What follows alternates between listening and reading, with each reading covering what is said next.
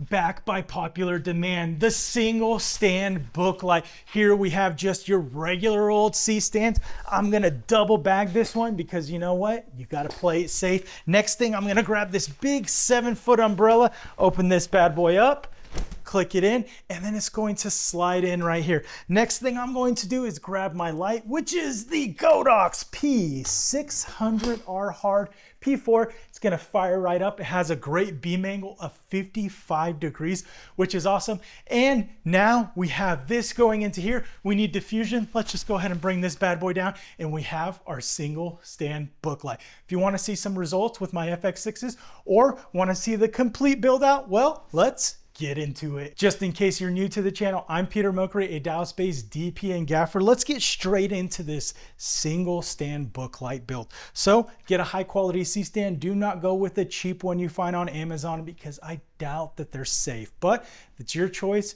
do it at your own risk. So we have our C-stand. I went ahead and put tennis balls down on the bottom so this thing can slide around easily. I don't put casters on C-stands, bad news. So we're going to grab our gobo head right here, which is also known as a knuckle, and we're going to slide it on. They usually come with your C-stands unless you get the real cheap ones, and then they're just not coming with them. So we have that, and I'm going to grab this little piece of hardware here. So I'm going to hold it up so you guys can see it. And what it is it holds our frame. So these are designed to have like a 6x6 frame built out with it, but we're only using a portion of it because we're not building a 6x6 frame out. So I'm going to turn this around like this, and then I'm going to grab my frame components. It's 2 pieces of square tubing, aluminum, so it's really lightweight. And when you combine the 2 pieces that are 3 foot long each, you get a total of 6 feet. So now we have a 6 foot wide frame right here, and this is known as a T-bar, or yeah, T-bar. So we have that there, and we attach our diffusion to it. So next thing I'm going to do is I'm going to lift up on my bottom riser, and the reason I'm doing bottom riser, you'll see it in the end, but it gives me adjustability, the ability to adjust stuff. So next thing I'm going to grab is my Mayfair clamp or super clamp. And it already has the stud put in place, installed right here. And then I'm going to attach it. And where I want it to face is I want it to face backwards. And the reason I want it to face backwards this direction or forwards, whatever you want to say, we want it to face away from this diffusion, pointing back, and I want it going towards the big leg. So if you look down here right now, you see this is the big leg, and we'll be attaching our light to it momentarily. But I'm going to grab this right here, and this is what a standard umbrella holder looks like. You see these in photography. This is a lot beefier than your normal one because a lot of times they're plastic or really simple. I went with this one because of the adjustability. So I'm going to attach that here, and I'm going to tighten it up, and you see it does have a not ratcheting, but adjusting lever. So since I'm really tight here, I can make the adjustment. So one thing that I learned and that I'm going to show you guys is you have the ability to adjust this knob here and get it to the sweet spot where you want it. So it's similar to this on this side, which we don't even need this portion of it. This is what's important because this will hold our umbrella. So we have that there, and now our umbrella attaches to here, and we could adjust the height of this, but also we could adjust the height of our diffusion separately. So now we have 2 points of adjustment. So we're done up here. We're ready to attach our umbrella and our diffusion, but let's go down below and check out what we have going on here. So we have to attach our light to this base somehow. And a lot of times you run into an issue when you do that. So when I attach this clamp here, and this is a 9 solutions clamp, it's similar to what you would see like a Cardellini clamp or a Mathellini. I just went with this because it ended up working really well. So I'm going to bring it in here, and then I'm going to tighten it up. I want to make sure that it's nice and level and it's not leaning to one side. But what you notice right off the bat is it favors one side. So when the load is here, what it will start doing is you'll get the light on there and it'll start to just twist like this. So to avoid that, we will compensate with something really cool and simple. So this is a junior to baby pin adapters. And This adapter is offset. So if you see, they're not right on top of each other. One goes slightly off. So what that gives me the ability to do is now when I attach it here, I'm actually offset. So instead of offsetting to this side, I end up offsetting here. And what that does is it ends up centering the light right over that leg. So now it's nice and centered, and I am slightly at an angle. So I'm going to level this out a little bit better. There we go.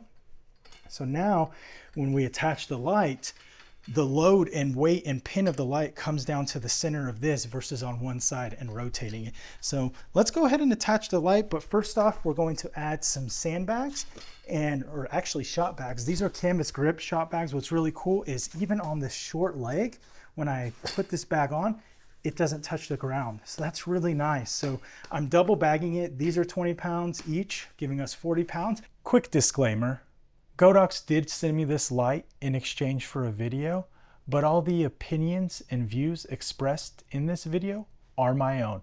But I will say this light is fire. Fire effect, that is. You see these 4 little pixel zones?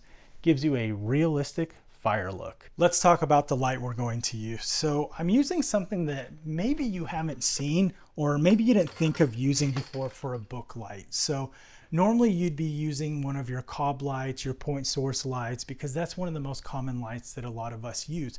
But this is actually the Godox No LED P600R hard.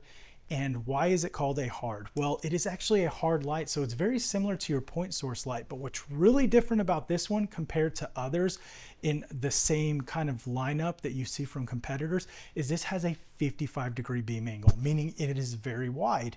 So that wide beam angle means when we're up close, we can still fill out something like the umbrella that we're going to use.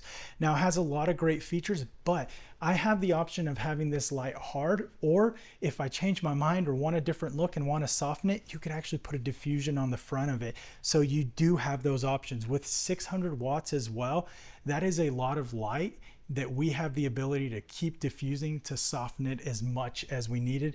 And to top it off, you see the P4 right there. That means it has 4 pixel zones, meaning if you were doing a fire effect or something, this is broken up into 4 sections of LEDs, and you could actually control those individually with all kinds of cool controls, which gives you a realistic effect. So we have this guy popped in here. I'm going to turn the angle. We may have to adjust this because I may want this whole setup to move back a little more, but let's go ahead and grab this big umbrella. This is a 7-foot umbrella from Westcott, and they call it a 7-foot umbrella, but it is not 7 feet when it's open from edge to edge here. It is probably measured from the outside all the way around to this side, creating a 7-foot umbrella.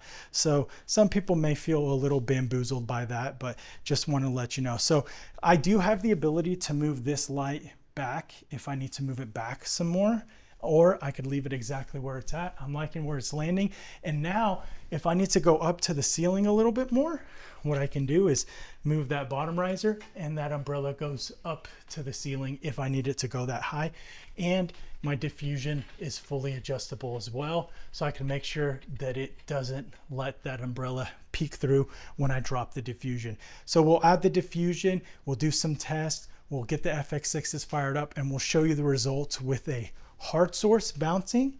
Then we'll soften it and bounce it, and then we'll do the same thing with the diffusion on the front. And the diffusion that I like to use is canvas grip diffusion. A lot of the rags on my van are canvas grip, and they are a great company, and they have a lot of options. With something like this, you could use quarter grid, half grid, full grid, bleached muslin, unbleached muslin. There's so many options out there, and that's what's really cool about this setup is you could just put your flavor of diffusion on the front and get the look that you're needing. So let's take a look at some of the results.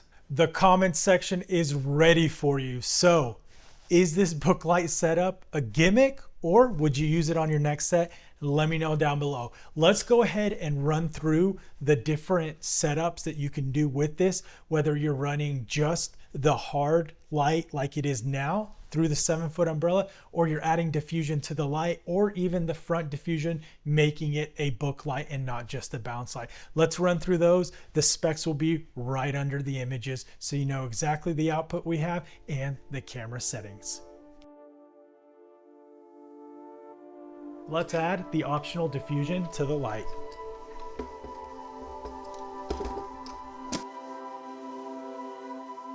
No diffusion on the light and full grid on the front. Let's add the diffusion back to the light.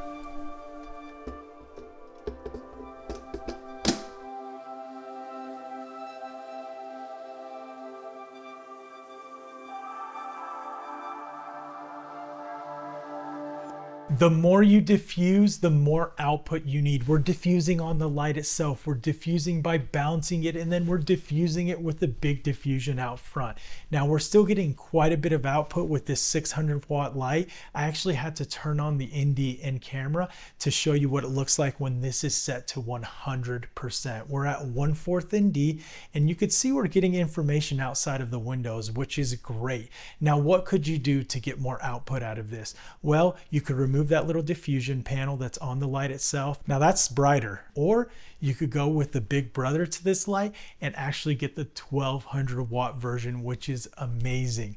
Now, normally in a setup like this, and in the past, I've used a point source or a cob light, which is a chip on board light, and they're a lot deeper look, and they have a way tighter beam angle. The problem with that is you'll get a hot spot in the middle and you don't get as much spread. This light I could bring in closer, get a better spread, and it doesn't have as much depth. So just overall better coverage on that umbrella, which makes for a great book light setup. The flexibility from a hard to soft source makes it real nice.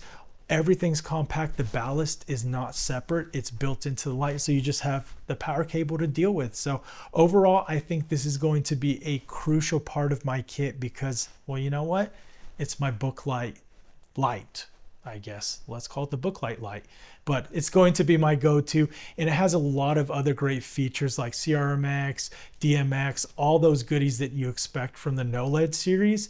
And it also has the pixel zone. So if you're doing like a fire effect or you're doing like a TV, you just don't have one color. You have 4 zones that will interchange, which is amazing.